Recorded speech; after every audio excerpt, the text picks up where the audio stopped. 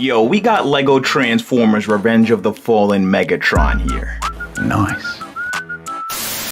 Say, I think it's about time we turned up. NANI?! Let's go.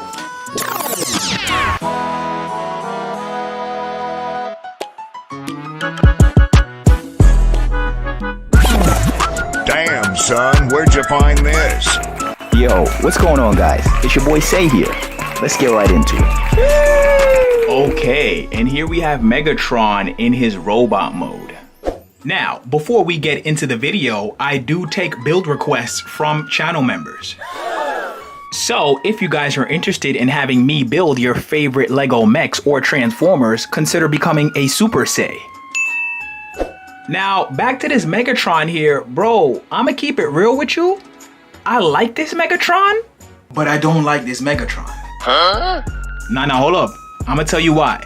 So I like the fact that this Megatron build here came out how R.O.T.F Megatron is actually supposed to look.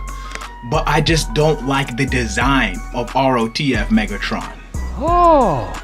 Like, bro, look at this man's arms. Bruh. Yo, I get homie came back from the dead, right? But bro, if I was Optimus Prime and I saw Megatron pull up to that forest battlefield looking like this, after he used to look like this, I'd have been like...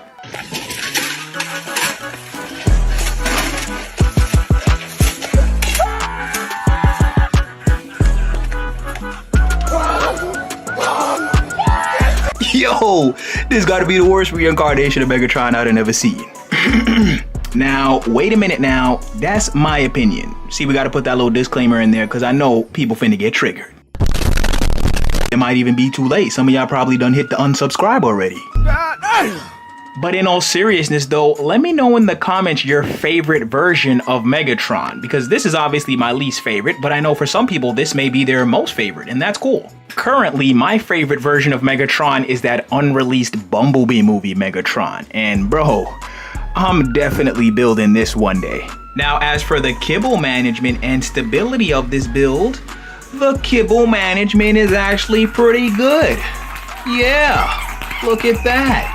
Definitely not done on purpose, but I'll take credit anyway. For those of you that don't know, I don't really care about the back accuracy of my Transformers builds. What I try to do is just make the kibble fold up as much as possible, and that's the end of it. Now, as for the stability of this Megatron here, he can actually stand for small amounts of time, but the issue is with his legs here. So his legs actually consist of several movable joints to allow them to transform into the tank treads in his vehicle mode. And then the pieces that I used for the hips here actually allow his legs to fold up and rotate 180 to form the sides of the tank in his vehicle mode as well. So he can stand for brief moments without this stand right here, but every single joint that I just mentioned has to be lined up perfectly with the opposite side. And that is very annoying to line up every time I transform this guy. So I just have this stand right here to hold him upright. Now, for those of you that are interested in building your own Lego Transformers, one piece that I would strongly recommend buying is the hinge swivel plate piece. And this is actually the piece that I used within Megatron's hips to make his legs fold up 180 to form the sides of the tank in his vehicle mode. Oh. Now, these pieces do lose their strength and durability over time, so I buy these in bulk off eBay on the regular. And if you're interested in buying a bunch of these bad boys right now, I'm gonna leave the link to the eBay page in the description.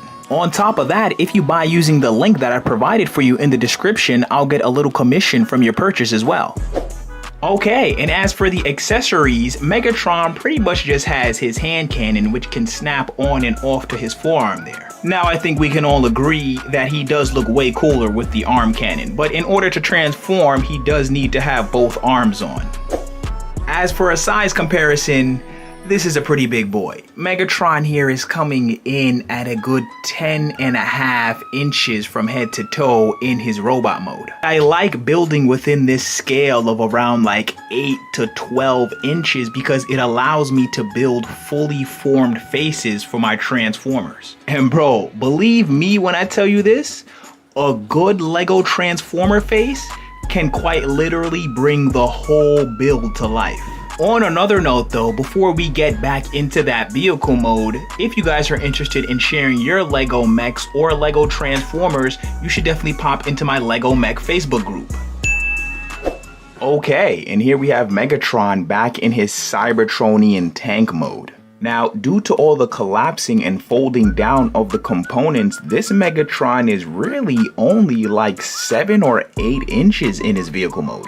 But admittedly, he does look really cool in his Cybertronian tank mode right here. Like real talk, I don't know about that robot mode, right? But the Cybertronian tank mode definitely does slap. One thing I like about Megatron is that all of his vehicle modes just look so menacing. Except that G1 gun mode. But we don't talk about that no more. Now, if you take a look at the tank treads, you'll notice that I didn't actually use Lego tank treads. And you may not have noticed this until now, but I very rarely use actual windows or tank treads within my builds. And that's because it's just so much more convenient to design the windows or tank treads from scratch and fit them into my builds. So you'll see in pretty much all of my builds, I use representations of windows and tank treads as opposed to using the actual pieces. Now, if you guys are interested in seeing my Transformers 2007 Megatron, I'm gonna leave the link to that bad boy at the end of this video. But for now, let's get right into that piece count.